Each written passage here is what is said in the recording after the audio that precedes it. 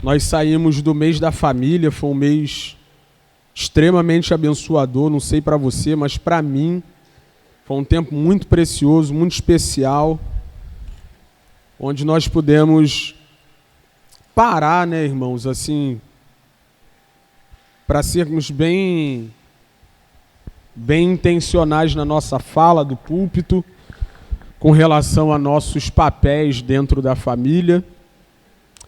E a gente retorna para a exposição do Evangelho segundo Mateus. Nós vamos ler os versículos 44 ao 46. Eu queria dar testemunho desse texto aqui, desses versículos, né? São duas parábolas aqui, duas. Uma no versículo 44, depois 45 e 46. E eu lembro que um dia, assim, né, num momento específico da minha vida particular com Deus, né, eu li essas parábolas aqui. Estava lendo o texto, passando o texto, lendo. Eu li essas parábolas. Depois eu voltei, aí eu passei, né, li, passei, depois eu falei, caramba, meu Deus. Aí voltei nas parábolas aqui. Li as parábolas, estudei as parábolas, refleti sobre as parábolas, meditei nas parábolas. Nessas duas aqui, eu posso dizer seguramente que essa foi uma das experiências mais profundas que eu tive com a palavra de Deus. Porque depois da leitura, da meditação e da compreensão dessas duas parábolas, muita coisa mudou pessoalmente na minha vida. Muita coisa. Muita coisa que passava batido, passava desapercebido. Eu espero comunicar aqui de alguma forma como foi a minha experiência a partir desses textos aqui para vocês. Parou de passar batido e muita coisa começou a se encaixar na minha vida pessoal. E são, lógico, né? Eu tenho muitos textos assim que eu gosto muito, muito, muito. Volto neles de tempo em tempo, visito de tempo em tempo, e essas duas parábolas aqui são um desses textos. Não sei se é o mais, não sei se está ali entre os top 3, né? Mas eu tenho um apreço muito grande por essas parábolas aqui. Eu quero compartilhá-las com vocês essa manhã. Diz assim: o reino dos céus é semelhante a um tesouro escondido no campo, que um homem achou e escondeu. Então, transbordante de alegria, vai. Aqui que está, irmão, aqui. É aqui, ó. Transbordante de alegria, vai, vende tudo que tem, ou vendeu tudo que tinha, e comprou aquele campo. O reino dos céus é também semelhante a um homem que negocia e procura boas pérolas. Quando encontrou uma pérola de grande valor, ele foi, vendeu tudo que tinha e comprou a pérola. É a tua palavra, Senhor. Tua verdade absoluta, sem contestação, sem rivais, sem discursos rivais, sem ideias, sem filosofias rivais. É a verdade absoluta, que seja hoje aplicada aos nossos corações, ao mais íntimo do nosso ser. E nós possamos, com a sua graça, Senhor, nos tornarmos mais parecidos com o seu Filho, absorvermos tudo aquilo que esse texto pode comunicar aos nossos corações. Que ela seja hoje novamente aquele martelo que esmiuça a pedra, que quebra o coração de pedra, aquela espada mais penetrante do que qualquer outra espada de 2 gumes, e alcance o mais íntimo do nosso ser. Nos abençoe pela palavra, em nome de Jesus. Amém? No campo filosófico, desde sempre, né?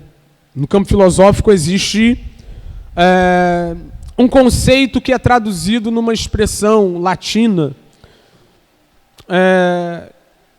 que tenta expressar a ideia do bem supremo na vida humana. É a expressão sumo bonum, né? Ou supremo bem, bem maior. E aí você olha ao longo da história da filosofia e você vê que dificilmente uma corrente filosófica, um pensamento filosófico, principalmente no que diz respeito à antropologia, o estudo do homem, não vai levar em consideração a ideia de sumum bonum, ou de supremo bem, ou de bem maior. Dificilmente você vai ver um filósofo que não concorde entenda que todo ser humano nasceu para um sumum bono, para um supremo bem, para que na sua trajetória nessa vida encontre o bem maior pelo qual se deve viver. E quando a gente olha, a gente vê que para alguns o supremo bem é a felicidade, né? Eles buscam a felicidade a todo custo.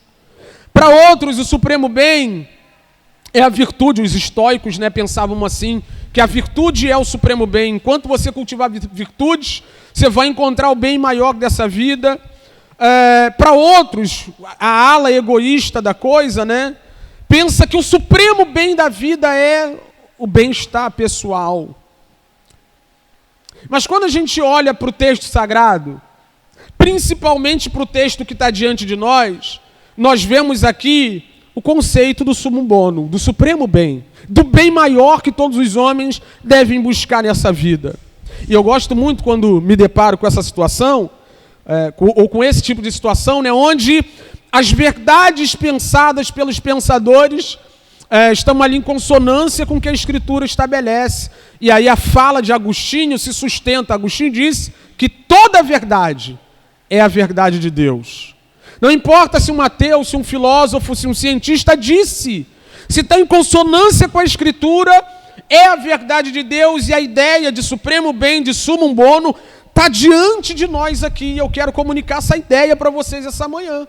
Porque quando você entende a ideia de sumum bono, supremo bem, bem maior, seja na perspectiva filosófica ou da perspectiva bíblica, a sua vida obrigatoriamente muda. A minha mudou. De repente, até o prezado momento, você ia vivendo a vida assim, né, aleatória, tipo Diácono Zeca Pagodinho, deixa a vida me levar. É Zeca Pagodinho que canta isso? Acho que é, né? É ele mesmo, né? Mas ninguém está aqui para deixar a vida como um barco à deriva, num rio que corre, que flui. Todos nós, de fato, fomos criados para uma coisa que está acima de todas as outras coisas, e é o que o texto coloca diante de nós aqui. Isso precisa mudar a sua vida. Se você se apegar à ideia bíblica de supremo bem, a sua vida vai ser transformada em todos os aspectos dela, e eu espero que isso aconteça essa manhã. Mas para que a gente fique no texto, com o seu contexto, né? Eu estava conversando com alguém, acho que deve ter uns 10 dias mais ou menos sobre isso aqui, por um acaso as parábolas, né, entraram no meio. E aí a gente falava, ou eu falava para a pessoa, que quando você olha as parábolas de maneira corrida, parece que são um aglomerado de histórias que comunicam lições morais, né? Não é assim que se lê Bíblia, irmão. Não é assim que se lê Bíblia. Os autores bíblicos, eles são sempre intencionais quando colocam o texto bíblico onde o texto bíblico está. E fazendo aqui uma leitura do capítulo 13, que é aquele terceiro grande sermão de grandes ensinos do Cristo que compõe o Evangelho segundo Mateus, eu vou decifrar para você o que é o capítulo 13. Não é? A semana que vem, a gente vai continuar pregando, na verdade a gente não, o Alex, né? O texto está todo conectado, não tem nada solto aqui no texto. Isso vai ficar claro para vocês até o final do capítulo 13. Mas até aqui onde eu estou, o primeiro bloco de parábolas no capítulo 13, né, versículo 1 ao versículo 23, é a parábola do semeador, lógico, que tem outras questões explicadas ali, mas o foco desse bloco é a própria parábola do semeador. E o que a gente viu aqui?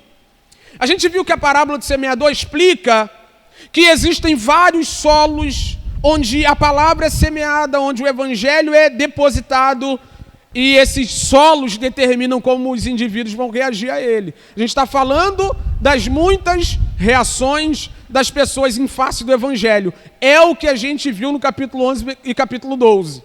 As reações das pessoas em relação ao reino de Deus, a comunicação do reino de Deus, o Santo Evangelho.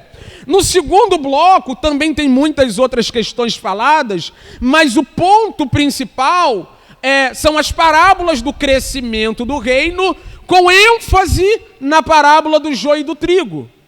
A gente viu a parábola do fermento, a gente viu a parábola do grão de mostarda, mas a parábola do joio e do trigo mostra para a gente que o reino cresce à medida que o mal que está em paralelo com o bem, com o reino de Deus, também cresce, não é?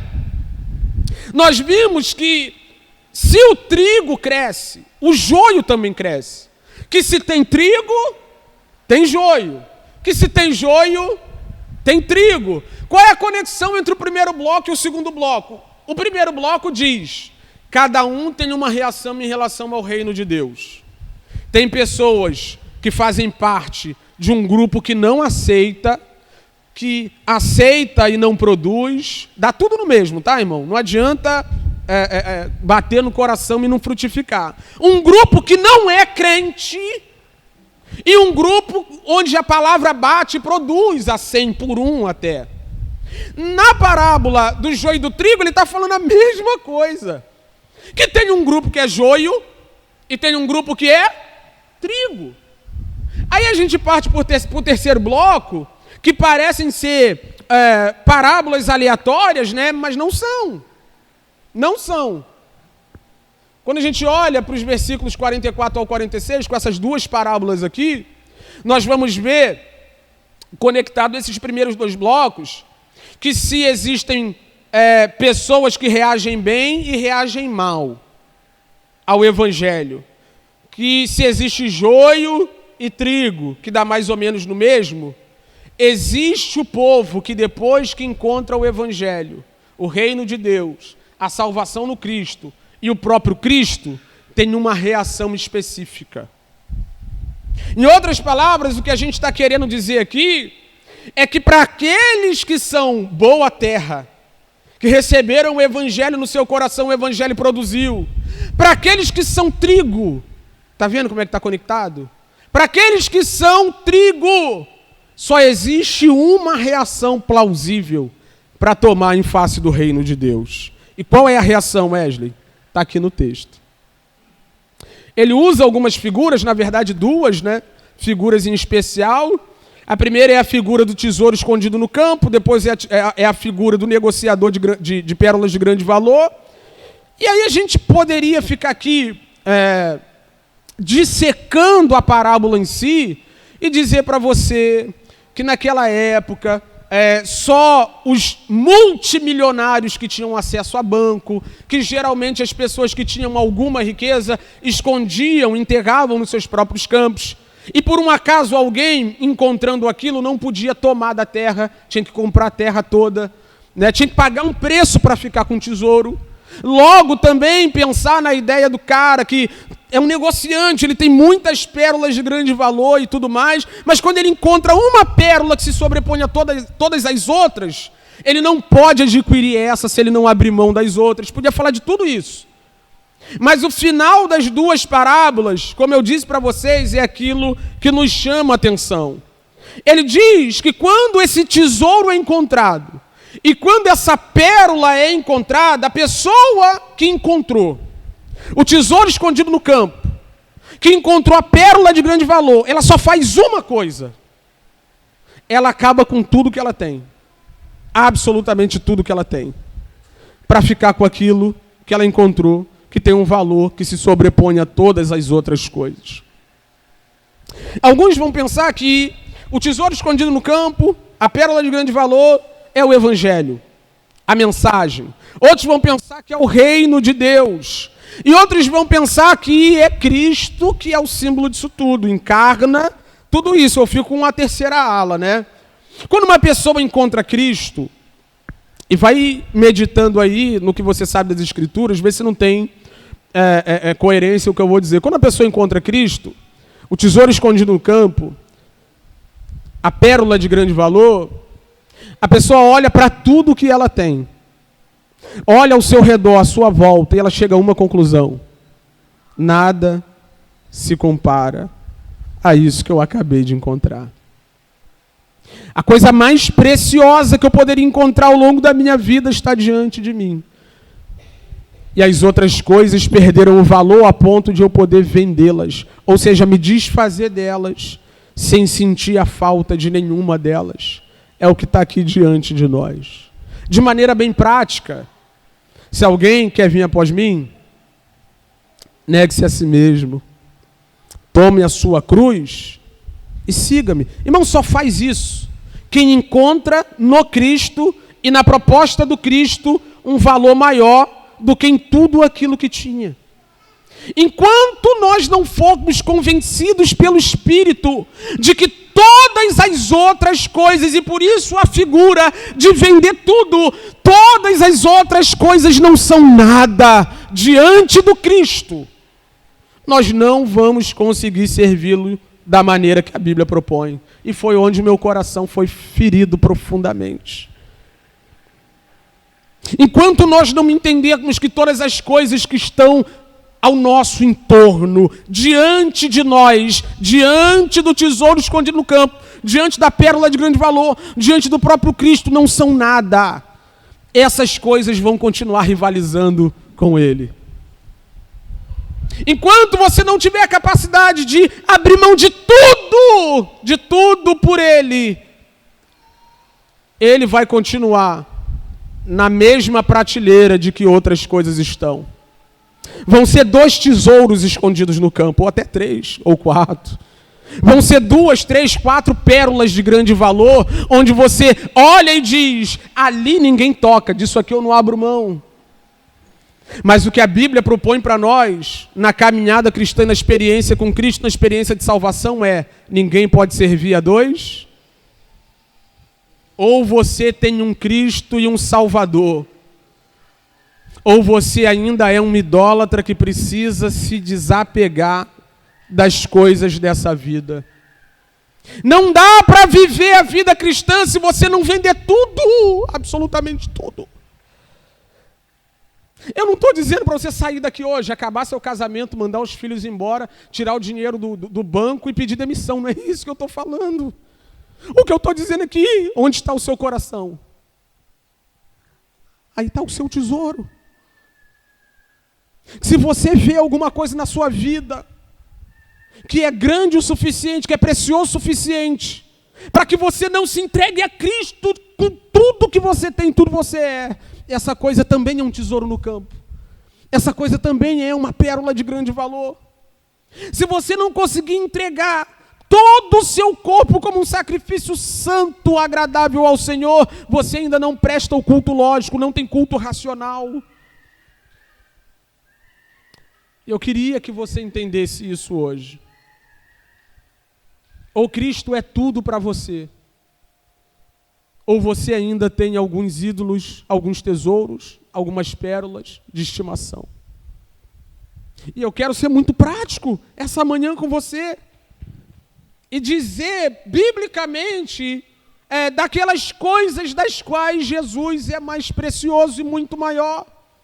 E a primeira coisa da qual eu quero falar aqui é que Jesus é maior do que as riquezas. Ele é maior do que os bens materiais. Os bens materiais não se comparam à preciosidade, ao valor inestimável da pessoa de Cristo Jesus, o nosso Senhor. Mateus capítulo 6, por gentileza, versículo 19 ao 21. Olha o que o texto diz, e o contexto é idolatria. Se você olhar o contexto, ninguém pode servir a 2 senhores. Ninguém pode servir às riquezas, ao dinheiro, aos bens materiais. Ou você serve Mamon ou você serve Cristo. Torno a dizer, ninguém está dizendo aqui para você vender tudo que tem, virar um franciscano. Ninguém está dizendo isso. Mas se a sua vida gira em torno de dinheiro, e isso é vender tudo que tem, dar tudo que tem, sujeitar tudo que tem por causa de dinheiro, o dinheiro é o seu supremo bem, é o seu sumo bono. Olha o que o texto diz: não acumulem tesouros sobre a terra, onde as traças e a ferrugem corroem e onde os ladrões escavam e roubam. Mas ajuntem tesouro no céu, onde as traças e a ferrugem não corroem e onde os ladrões não escavam nem roubam. Porque onde estiver o seu tesouro, aí também estará o seu coração. Se você não tiver disposição de abrir mão de dinheiro e de riquezas quando o assunto é servir a Cristo, porque em algum momento da sua vida é possível que você seja colocado nessa posição, em xeque, para ver o que é mais importante, ganhar um pouco mais, ou servir a Cristo com tudo que você tem, tudo que você é possível que o seu coração esteja no tesouro terreno que o ladrão rouba, que a traça corrói, aí ele está falando de roupa, né, as roupas finas do passado. A economia pode tirar de você, a inflação pode tirar de você, a instabilidade política, econômica, social pode tirar de você, o terreno que não tem escritura pode ser tomado pela prefeitura. Tudo isso pode se perder em qualquer momento e você ficar na mão, porque o ídolo chamado dinheiro e bens materiais se desfez. Ele é mais importante que as riquezas. E a maior prova disso, ou uma das maiores provas disso, é aquela parábola maravilhosa do capítulo, não vou nem ler a parábola toda porque é muita coisa, né? Mas do capítulo 16, 19 ao 30 de Lucas, onde Jesus mostra muito bem como que a ideia do reino de Deus sobre o que é realmente precioso, valioso, funciona. E ele diz na parábola, né, e é legal, que essa é a única parábola que alguém tem nome. Tu já percebeu isso? E há quem diga que por causa disso não é nem uma parábola em si.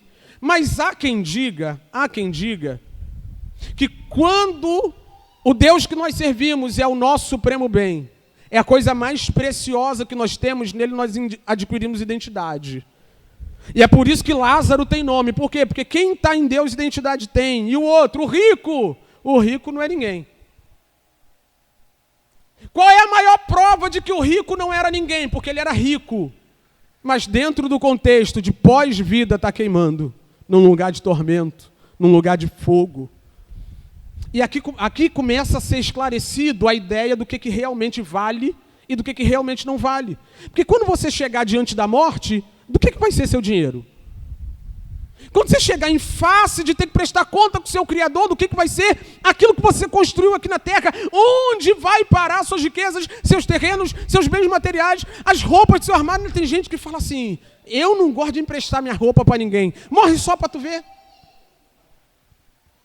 Morre só para tu ver, irmão. Vão dar tuas roupas.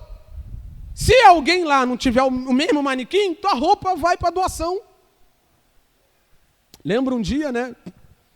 Aí fomos num lugar, o saudoso Serjão, a gente foi num lugar pegar roupa, né? Fomos lá pegar roupa para doação.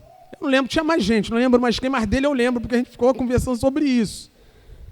Cara, a gente começou a abrir as bolsas, achamos uma camisa da Tommy, original. Falei, meu Deus, olha aqui, uma bermuda também, uma marca muito, muito boa, só que era 44, fiquei irado, irmão, irado. Falei, meu Deus, essa bermuda podia ser minha. Um monte de coisa assim boa, marca boa, a gente olhando, né? E aí a gente começou a conversar sobre aquilo, bater papo sobre aquilo. Falei, tá vendo, mano?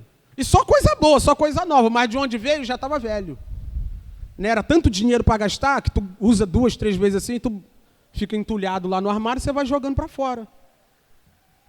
E assim as coisas materiais hoje tem muito valor, é igual carro, né? Saiu da concessionária, irmão, já. Paguei 70 mil, saiu da porta da concessionária para fora, já vale 68.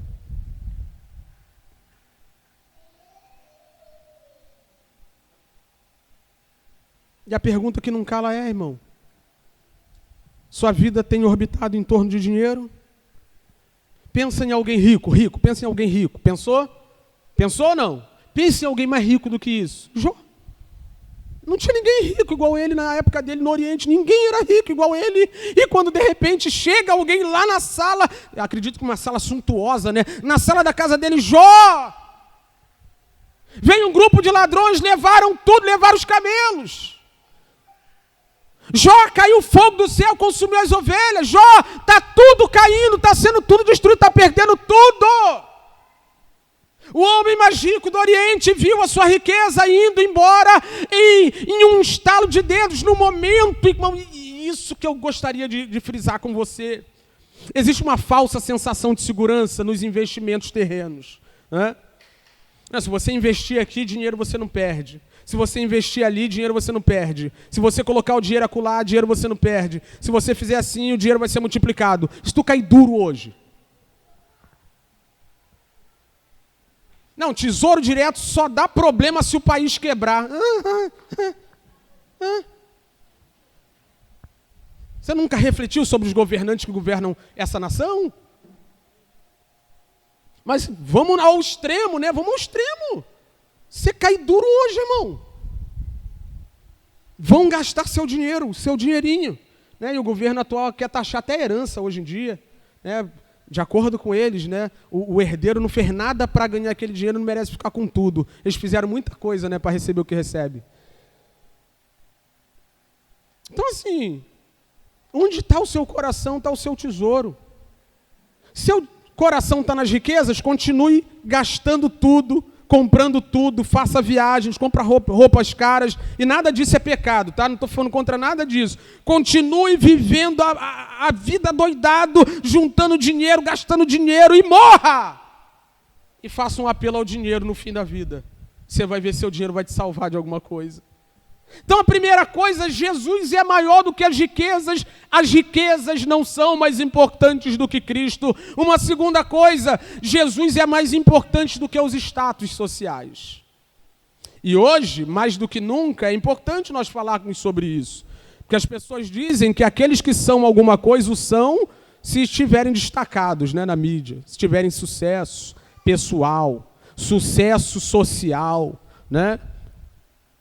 Um dia eu estava conversando com a Ilana sobre a possibilidade de largar a faculdade de Direito para ficar com a igreja e trabalhando ali e tal. Mas eu falei, meu Deus, mas é uma faculdade de Direito e tal, aquela coisa toda, aquele negócio todo. Eu vi que já tinha se tornado uma vaidade no meu coração, porque você fala assim hoje em dia, né? Sou pastor, o pessoal fala.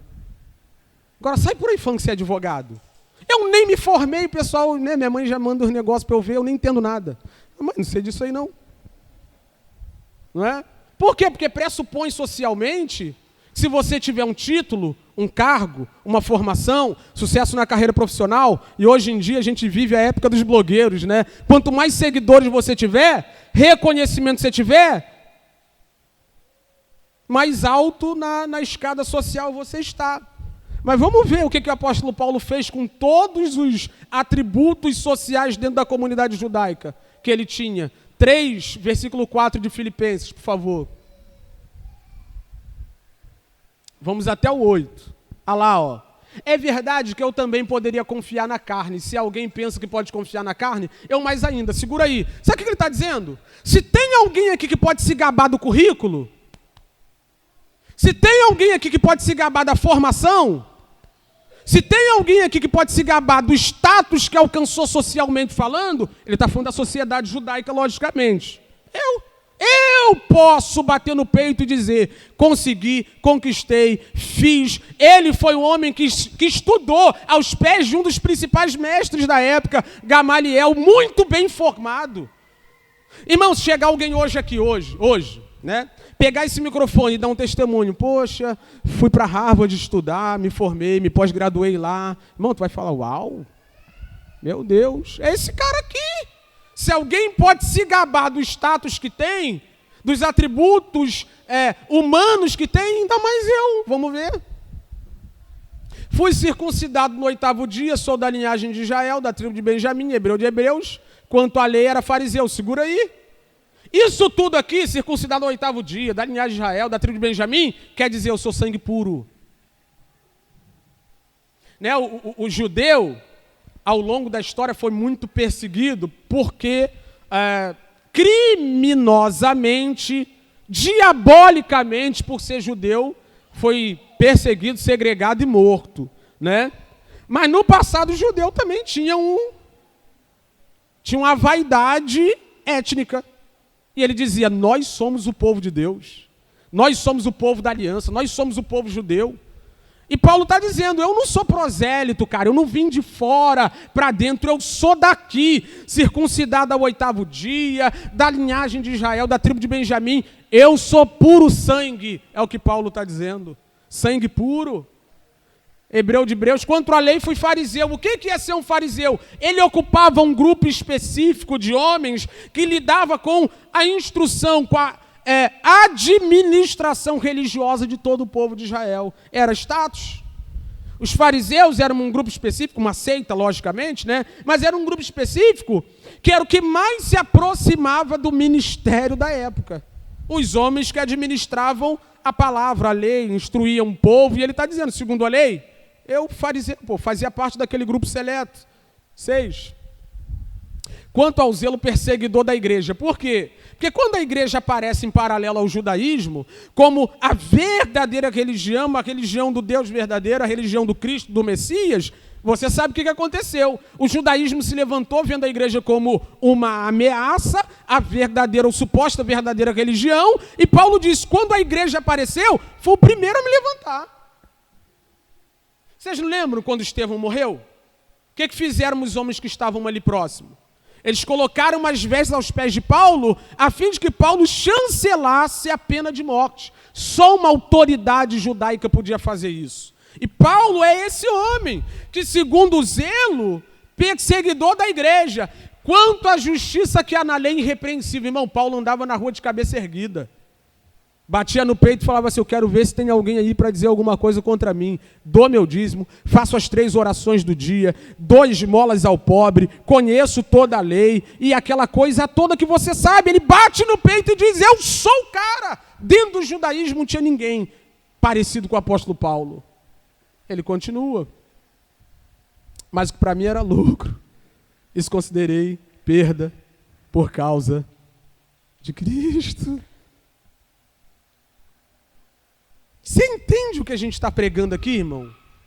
Ó, a gente aqui, o pessoal que é da igreja e caminha com a gente, não pode me interpretar mal aqui, porque a gente encoraja os irmãos, estude, trabalhe, seja o melhor profissional na sua empresa, quer ser promovido, seja o melhor. Ah, Wesley, mas a empresa é injusta, seja o melhor para a glória de Deus. Aprimore seu currículo, né? Esses dias eu estava falando, irmão, sabe qual é a minha vontade? A minha vontade? Ouvindo algumas mensagens que tem por aí, minha vontade é largar o emprego, largar os estudos e ficar lá em casa de barriga pro alto esperando ser abençoado. Por que o pessoal fala por aí? Né? Um monte de preguiçoso na plateia e o cara fala, Deus vai te abençoar e tal. Bom, se Deus abençoa preguiçoso, por que eu não posso ser? Não, vai trabalhar, vai para cima, aprimora seu currículo, seja o melhor profissional possível, investe bem, estuda sobre gestão, estuda sobre como empresário de sucesso chegou onde chegou, vai para cima, irmão, mas em nome de Jesus, nunca coloque essas coisas como seu supremo bem. Isso tudo vai passar, isso tudo vai ficar para trás, e só Cristo, a rocha eterna, permanecerá.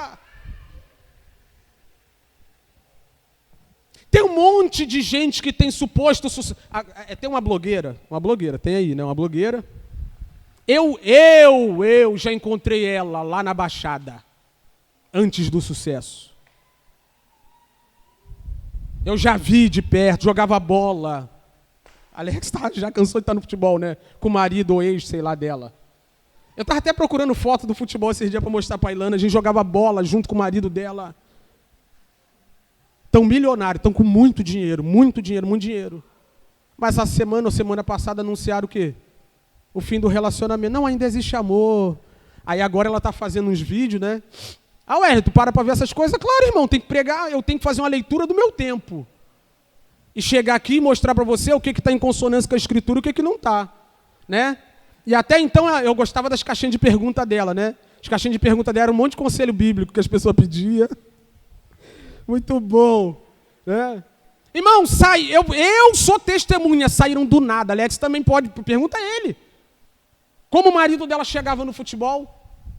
Saíram do nada para o pináculo do cenário social. Do pináculo, né? Da Baixada para a Barra da Tijuca, né? Da Baixada para a Globo, apresentar Big Brother. Agora está fazendo vídeo da tristeza que é ter que ter terminado o relacionamento com um homem que quando não tinha nada estava do lado dela. E segundo dizem por aí, o problema foi ele. Eu me pergunto, está ou não está em consonância com a Escritura? Não sou eu que digo, irmão, quem diz é a Bíblia. Que é mais difícil para o rico entrar no reino do céu, o cara que tem status. Por quê? Porque ele já recebeu o bem dele, o supremo bem está ali. Na parábola do rico e do Lázaro, tu vê. Você já recebeu tudo que você tinha em vida. Agora o que tem é fogo, agora o que tem é juízo, agora o que tem é isso aí, condenação. Sabe por quê? Porque você achou que sua riqueza poderia ser o salvador de sua alma, e não é, irmão. Tudo nessa vida vai se deteriorar, status vai se deteriorar. Paulo falou assim, ó, eu sei quem eu sou no judaísmo, mas eu quero algo mais do que isso, eu quero ser achado em Cristo. Vamos versículo 8. Olha lá, ó, na verdade, considero tudo como perda, por causa da sublimidade do conhecimento de Cristo, meu Senhor. Por causa dele, perdi todas as coisas, considero como lixo, para ganhar Cristo. Se for por Cristo, eu abro mão de tudo, eu abro mão de faculdade, eu abro mão de emprego, eu abro mão de status, eu abro mão de reconhecimento, eu abro mão de seguidor, eu abro mão de nome, de fama, abro mão de tudo, desde que eu tenha ele. Quem tem Cristo, tudo tem, meu irmão. Ele é mais importante do que tudo. Ele é mais importante do que a família. Meu Deus, Wesley. Ele é mais importante do que a família. Põe para a gente, por gentileza, Mateus 10, 37, 38. Quem ama mais o pai, quem ama seu pai ou a sua mãe mais do que a mim, não é digno de mim. Quem ama seu filho ou sua filha mais do que a mim, não é digno de mim. E quem não toma sua cruz e vem após mim não é digno de mim. Você já pensou, irmão, é o que eu estou te falando. Eu preciso que você entenda. Eu preciso que você entenda. Vender tudo para ficar com o tesouro escondido no campo. Vender tudo para ficar com a joia de grande valor. Não é largar o emprego e ser missionário na China. Não necessariamente. Muito pelo contrário, para algumas pessoas é conveniente sair pelo mundo com a mochila nas costas, porque larga a família, larga responsabilidade, aí a igreja fica mandando dinheiro, não precisa pagar conta, né, Estou generalizando não, mas existe isso, para alguns é conveniente. Outros realmente foram chamados, e ali você vê como eles entregam uma vida pela causa do Evangelho. Mas a gente reduz a ideia de vender tudo por causa da pérola de grande valor, tesouro escondido no campo, a ideia de você largar emprego para ser pregador itinerante. Mas eu estou falando é disso aqui. Em algum momento você vai ter que fazer uma escolha entre o seu marido, entre a sua esposa, entre o seu filho e Cristo. Tu vai escolher o quê? Isso é vender tudo. Abrir mão de tudo. Isso é reputar todas as outras coisas como secundárias. Ilana nunca vai ser maior que Cristo na minha vida. Por isso que eu vejo seu marido cristão até mesmo por me ferir, magoá-la, chateá-la, que fique ela triste. Cristo não. Ou mais não é importante nem mais do que Ilana. Cristo mais do que Cristo. Ele é uma carne comigo. Irmão, o negocinho fica ali, ai meu Deus, para. Cristo, joia de grande valor, pérola de grande valor, tesouro escondido no campo. Mas eu fico doido, assim, realmente abaixo de Deus a família é a coisa mais importante que tem. Mas a família não se compara com Cristo. Muito pelo contrário, quando chega naquele grande dia, eu conto sempre esse testemunho, né? Meu amigo, já estava falando para ele, né? Eu falei, caraca, como é que é assim ter um filho, né, adolescente e tal? Ele falou, não prega o evangelho. Dou testemunho, falo de Cristo, falo da salvação. Naquele grande dia, se ele não vir a Cristo Jesus, ele vai para um lado, eu vou para o outro. Eu vou ter uma alegria sobrenatural que nem vai me permitir me entristecer por causa dele. É com ele, Deus. Ilana tem um devocional pessoal dela lá, estava lendo uma oração da mãe de Spurgeon, se eu não me engano. E a oração dizia o seguinte: Deus, eu sou testemunho contra a vida desse menino. E se ele não se render a ti, não se curvar a ti, ele merece juízo. Eu falei, caraca, maluco! Uma mãe orar, se testemunha contra Deus diante do filho, é porque ele entendeu que Deus é maior que o filho, que Deus é maior que o marido, que Deus é maior que tudo, e que Cristo é o tesouro escondido no campo, a pérola de grande valor. E Spurgeon foi o que foi, sabe por quê? Porque não tinha uma mãe boba, não tinha uma mãe que se deixava levar pelas gracinhas do filho. Ela olhava para ele e dizia: seu pecadorzinho, que o Senhor te alcance, que o Senhor tenha misericórdia de você, que você se renda ao Senhor. Como nós estávamos cantando aqui, a gente cantava, eu lembrava da mensagem, Não importa que ele cresça maior que toda a sombra que a gente projetou. Está cheio de gente projetando sombra dentro de casa. Sabe qual é a sombra projetada dentro de casa? É o casamento, é a família, é o marido. Aí meu sonho é ser mãe, irmão, pelo amor de Deus. Você sabe as implicações de ser mãe? Se é mãe, sabe. Se não é, não sabe.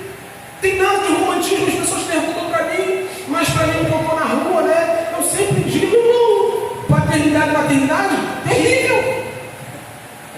Terrível. Você perde sua vida, você gasta a sua vida toda. Tem esse negócio mais de vou para a rua a hora que quer. Ficar privado de liberdade. Serve o tempo todo. Chorou, serviu. Resmungou, serviu. Está com fome, serviu. Sujou a fralda, serviu. Não aconteceu nada, serviu também. Porque não quer ficar no berço, quer ficar no colo. Ontem ela estava conversando comigo, né? Braço cansado, uma cãibra. Eu falei, passa. E cansa aqui também, cãibra. Devolve. É ou não? Tem romantismo não, irmão. Nessa vida dura, que o próprio Deus amaldiçoou, não tem nada que complementa o nosso coração, o nosso ser, a nossa alma. Não tem filho, o filho vai trazer realização pessoal, marido, irmão, tem uma menina que fica, meu Deus, quando casar, minha vida resolve o casamento justamente para destruir a vida delas. Por quê? Quer casar porque o cara é bonito, quer casar porque o cara é rico, quer casar porque o cara é isso, só não casa porque o cara é crente, ele vai destruir sua vida, já que ele é rico e o dinheiro é o centro da vida dele, ele vai te trocar por dinheiro. É trocar Deus, não vai trocar tudo. Cristo é mais importante que a família. Cristo é mais importante que a nossa própria vida. Cristo é mais importante do que a nossa própria vida. Mateus 10, 39. Está ali no versículo seguinte. Temos Jesus chamado sobre 12. Olha lá. Quem acha a vida perderá. E quem perde a vida por minha causa. Você quer perder a vida aqui? Não necessariamente morrer. Não é necessariamente morrer. É você entender que tudo que é seu não é mais seu. Que você não vive mais para si. Que a sua vida não gira mais em torno de você próprio. Vamos voltar aqui para a gente interpretar bem o que é vender tudo que a gente tem, o que é perder a vida. Quando você está diante do pecado, um dia eu estava conversando com alguém, a pessoa falou assim, eu pequei, mas não gostei não. Eu falei, gostou não? Você amou. Não, me senti mal, amor, por um momento amor. Porque o que é cumprir a lei de Deus, de acordo com Jesus? Amar a Deus, acima de todas as coisas, é o próximo. Se cumprir a lei é amar a Deus, descumprir a lei é amar outra coisa. Então quando uma pessoa, mesmo que por um momento, né, está pecando e transgredindo contra a lei de Deus, essa pessoa está amando aquilo que ela está fazendo. Seja sexo antes do casamento, seja roubando o que não é seu, seja falando mal do outro, né? Está tão apegado, enredado por ver o nome do outro difamado, está ali gostando daquilo, pode até se arrepender depois, mas deixou de amar o Criador por um momento. O que é, irmão, abrir mão da vida? Abrir mão da vida, perder a vida, vender tudo que tem, é você viver para Deus nos mínimos detalhes. Quando nos mínimos detalhes você não vive para Deus, você viveu para si. Você não vendeu tudo que tinha. Você não abriu mão de tudo que tinha. Quando você fala o que não deve falar, quando você faz o que não deve fazer, quando você está diante do pecado, podendo pecar, a proposta é a seguinte: quem você ama mais? Quando você está diante do pecado, a proposta é a seguinte: vendeu tudo ou ainda tem um ídolozinho aí de estimação? Quando você está diante do pecado, a proposta é a seguinte: você abriu mão da sua vida, perdeu a sua vida, mas ou você ainda tem a vida como preciosa? Diante do pecado, o correto é dizer: não é mais sobre mim, não é mais sobre as minhas vontades, sobre os meus desejos, sobre minhas satisfações pessoais. Achei uma pérola de vez em quando, os outros escondidos no campo, e perdi minha vida porque encontrei a Cristo. Vamos seguir aqui, ó. Atos 20, 22 ao 24. O apóstolo Paulo está indo para Jerusalém. Quando ele chega em Mileto, ele reúne os presbíteros de Éfeso para dizer que ele estava indo embora e os presbíteros precisavam pastorear a igreja de Deus, o apóstolo Paulo diz: e agora, impelido pelo Espírito, vou para Jerusalém, não sabendo o que ali vai me acontecer, exceto o Espírito, que o Espírito de cidade em cidade me assegura, o Espírito falava a ele, que prisões e sofrimentos estão na espera. Porém, em nada considero a vida preciosa para mim mesmo. Não é o valor que a vida tem para mim. É o que, Paulo? Desde que eu complete a minha carreira no ministério que recebi do Senhor Jesus para testemunhar o Evangelho da graça de Deus. Paulo é sobre o que? É sobre Cristo. Sobre o que Ele me deu para fazer. Sobre o que Ele me chamou para ser. Sobre a vida que Ele me delegou. Eu preciso estar sujeito a isso. Paulo, se tu morrer, nada tem minha vida por preciosa. Não estou dizendo aqui para ninguém parar de passear e parar de viajar. Hein? Mas você já parou para pensar em face de uma viagem? Que você tem uma igreja para servir e se envolver? Irmãos que dependem do que Deus colocou em você, seus dons, seus talentos. Já pensou nisso? Já pensou que o dinheiro que cai na sua conta não é para acúmulo pessoal, não é para serviço, seu mordomo? Seu dinheiro não serve no reino de Deus, não está servindo para quase nada. Você já pensou seu tempo? Irmão, quanto tempo você tem gastado com o próximo? Olha que coisa linda, nada tem minha vida por preciosa. Quando você chega no trabalho e fala assim: eu vou descansar, não quero saber de ninguém. Sua vida é muito preciosa para você. Seu descanso é muito precioso para você. Quantas vezes você chegou no trabalho moído do trem para Manhã? Trem. Manhã é a nossa referência do trem que vem da central. Quantas vezes você já saiu moído do trem e foi direto para a casa de alguém porque alguém estava precisando? Isso não tem a vida por preciosa. Não, é meu dia de descansar. Que teu dia? É meu momento de relaxar. Que teu momento? Um dia conversando com alguém, a pessoa falou assim: imagina, não quero te incomodar, não. Eu falei assim: já está me incomodando. Mas não é sobre mim. Não é sobre o meu descanso. Não é sobre a minha vida ser preciosa. É sobre Cristo. Cristo ser engrandecido na minha vida. Cristo ser engrandecido na minha morte. Cristo ser pregado, anunciado, a vontade de Cristo estabelecida. É sobre isso. Esse mesmo apóstolo Paulo, aos Filipenses capítulo 1, versículo 20 e 21. Vamos lá. Minha expectativa e esperança é que nada será envergonhado, mas com toda a ousadia, como sempre, também agora Cristo será engrandecido no meu corpo, que é pela vida, que é pela morte. Irmão, isso aqui é um escândalo. A glória de Deus é um negócio tão precioso para Paulo. Ele está tão preocupado com que Deus seja engrandecido, conhecido no mundo, que ele não quer saber como vai ser. Seja vivendo, seja morrendo, Deus será engrandecido. Ele encontrou a pérola de grande valor. Ele encontrou o tesouro escondido no campo. O que importa mais para você? Cristo. E sua vida? Cristo. Sua morte? Cristo. 21. Para mim viver Cristo, morrer nunca, irmão. Estou vendo o que vai acontecer comigo. E às vezes eu olho para isso aqui, morte é um extremo, né? Mas eu fico pensando em ser chateado por alguém, ser traído por alguém. Às vezes eu fico pensando em como as pessoas respondem aquilo que a gente faz, porque a gente também fere o outro, né? Aí fica nessa via de mão dupla, fere, ferido, machuca, machucado, magoa, magoado. E às vezes eu fico pensando: será que eu vou lá, sabendo que depois isso pode vir contra mim? Não importa. Ser envergonhado é lucro, ser chateado é lucro, ser magoado é lucro, lidar com ingratidão é lucro, até morrer é lucro. Porque a única coisa que importa é que Cristo seja engrandecido na vida ou na morte.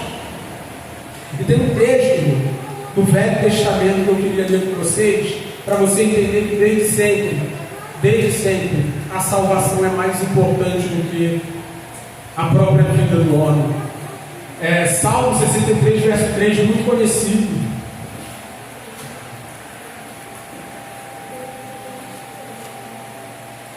Porque a tua graça é melhor do que a vida.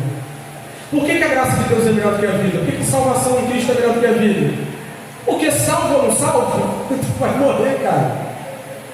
Seja salvo ou não, né? Semana estava vindo ali, uma modelo de jornalista público, quando saiu no jornal, morreu de AVC. Novinha. Morreu. Então, para alguém que sabe que essa vida vai passar, que é limitada, a única esperança que essa pessoa tem é de que essa vida seja aperfeiçoada do outro lado, perpetuada na eternidade. E é por isso que o salmista diz: sua graça, a salvação que vem de ti, é melhor do que a vida. Vivo ou morto, se eu estiver salvo, está tudo bem.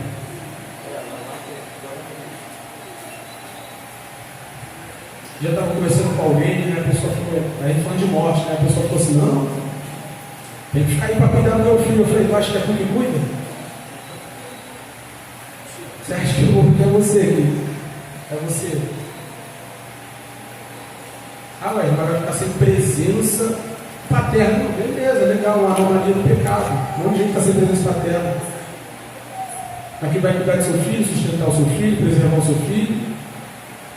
É o próprio Criador do seu filho. Seu papel é comunicar o Evangelho e falar desse Criador, para que naquele grande dia vocês estejam juntos no mesmo lugar. Essa ideia de se apegar à vida para cuidar de filho, irmão, nada tem a minha vida por principal do seu apóstolo Paulo. O salmista disse: a sua graça, a sua salvação é melhor do que a própria vida. Para a gente encerrar, a gente falou até agora do que é mais precioso, daquilo que é menos precioso do que Cristo. Cristo é mais precioso do que riqueza, do que status, é mais precioso do que família, é mais precioso do que a própria vida. E a pergunta que não cala aqui é por quê? Por que ele é mais precioso do que tudo isso? A primeira resposta lógica é porque ele é Deus. Ele é Deus. Se o fato de Cristo, seu próprio Deus encarnado, que veio a essa terra, habitou entre nós, cheio de graça e verdade, se isso não trouxer para o seu coração o senso da grandeza e da preciosidade de quem Cristo é, nada mais o fará. Para algumas pessoas, Cristo é um cara maneiro, um filantropo, alguém que ajudou os pobres, uma figura histórica notável. Para algumas pessoas, Cristo é um mordomo, que abre porta de emprego quando a gente está desempregado. Para algumas pessoas, Cristo é um servo que nos serve quando a gente precisa. Mas a Bíblia diz que no princípio era o Verbo. Que o Verbo estava com Deus. João 1. E o Verbo era Deus. Irmão, nunca esqueça disso aqui: Jesus é Deus. Como dizem os pais, né? São seus amiguinhos, não tinha teu amiguinho, não. Seus coleguinhas, não são os meus coleguinhas. Ele é Deus. Você não é Deus. Dinheiro não é Deus. Como o Alex orava aqui, as outras coisas não são deuses. Todas as outras coisas são ídolos, e os ídolos nada são, diz o apóstolo Paulo. As estátuas vão se dissolver, as figuras vão se desmanchar, os ídolos abstratos também não permanecerão. Nada que é nutrido do nosso coração como divindade vai subsistir. Naquele grande dia só haverá um cordeiro assentado no trono diante de todos os homens, e os homens curvados aos seus pés. Ele é Deus. Capítulo 14 de João, versículo 8 e 9. Filipe olha para Jesus e diz: mostra-nos o Pai, mostra-nos o Pai. Olha lá, Filipe disse: Senhor, mostra-nos o Pai, isso nos basta. Versículo 9, Jesus respondeu: há tanto tempo estou com vocês, Filipe, você ainda não me conhece. Olha só, mostra o Pai. Estou aqui um tempo quando tu não me conhece. Não, mas não estou falando do Senhor, estou falando do Pai. Então, mas diz: quem vê a mim, vê o Pai. Como você diz, mostra-nos o Pai. O próprio Deus veio habitar no meio de nós, na pessoa de Cristo. Alguns o crucificaram, outros o humilharam, outros o desprezaram. E você trata ele como? Como que é a sua relação, a minha relação com Cristo?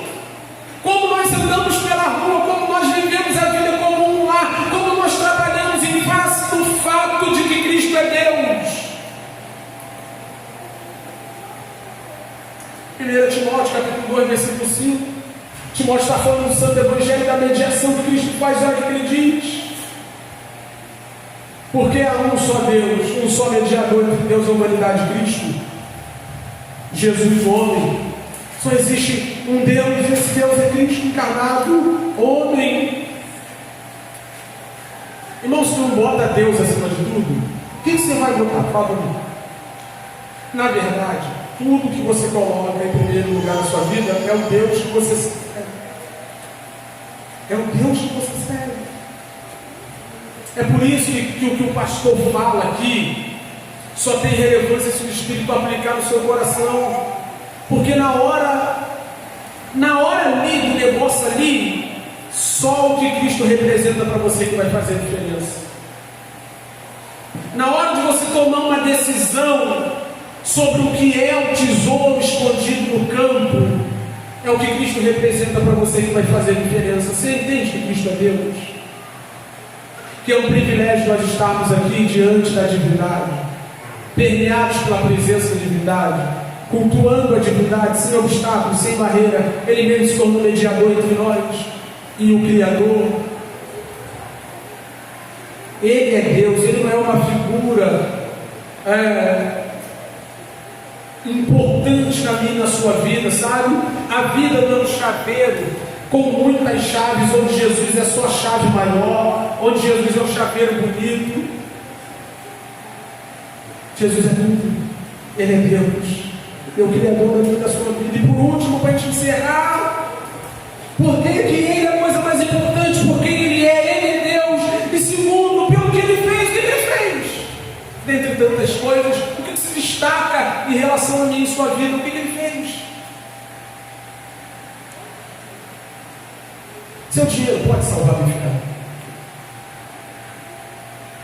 Seu dinheiro pode te colocar, te introduzir na família de Deus.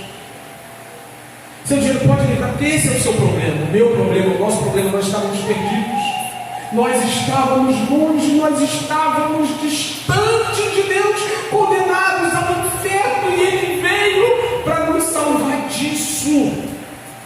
Ele nos salvou, irmão. Se o Salvador da sua alma não é a coisa mais importante da sua vida, o que Ele vai ser? Se quem te livrou do fogo eterno não é o mais importante da sua vida, o que seria?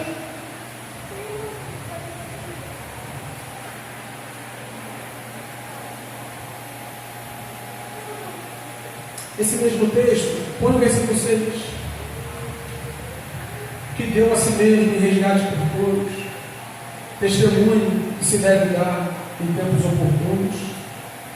Em tempos oportunos, o que eu devo pregar para vocês?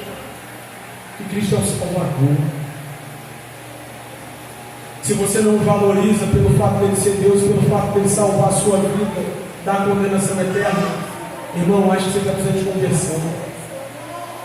Eu acho que os olhos do seu entendimento precisam ser abertos para você entender quem é que está diante de você, revelado na Escritura. Torna a dizer, naquele grande dia nós teremos que prestar conta, todos os outros vão prestar conta diante de Deus. Mas para quem está em Cristo, isso não é um problema, não pode ser um problema. Ele já pagou o preço pelo seu pecado. E o apelo que o texto bíblico faz a nós hoje é a necessidade de para ontem. Nós desfazemos a inversão de valores. Está no meio do seu coração. Jesus não pode ser secundário. Jesus não pode estar em segundo plano. Ah, Wesley, mas minha família, o que tem sua família? O que tem seu marido? O que tem sua esposa? Salvou sua alma? Ele é Deus? É o ídolo que você luta? Tem que matar ele hoje, tem que acabar com ele. Ah, mas meus filhos, o que tem seus filhos? Na verdade, seus filhos, seu marido, sua esposa, são meios pelos quais você mostra se é fiel a esse Cristo ou não. É uma maneira de Deus provar a sua fidelidade. Cristo está aqui no meio de nós, encarnado, está aqui para a gente tocar nele, não. O outro está, é o meio pelo qual nós demonstramos de maneira prática e concreta a fidelidade que nós temos ao Senhor, dizendo sim quando devemos dizer sim, dizendo não quando nós devemos dizer não.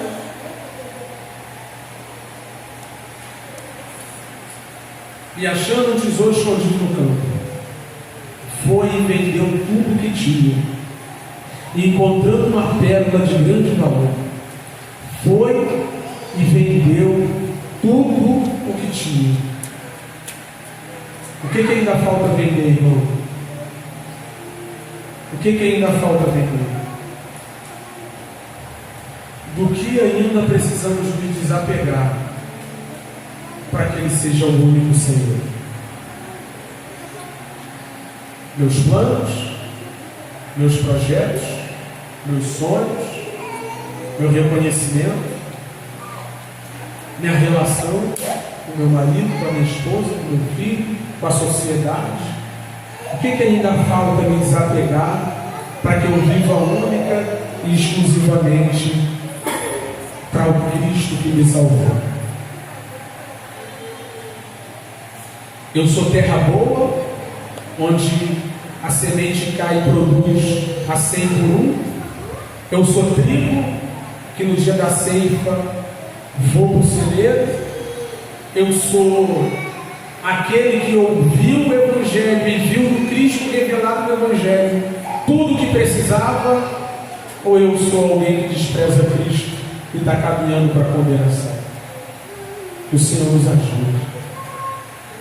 Eu queria fazer um apelo a você. Chega em casa, faz uma reflexão, dobra o joelho. Seja honesto. Ninguém pode ser honesto com você tanto quanto você pode. Não é sobre a igreja Soma, não é sobre o pastor Ed.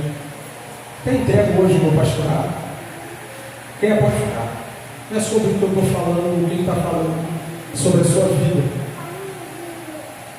É sobre Deus ter vindo na pessoa de Cristo habitado entre nós, ter de graça de verdade, e ser rejeitado por dinheiro,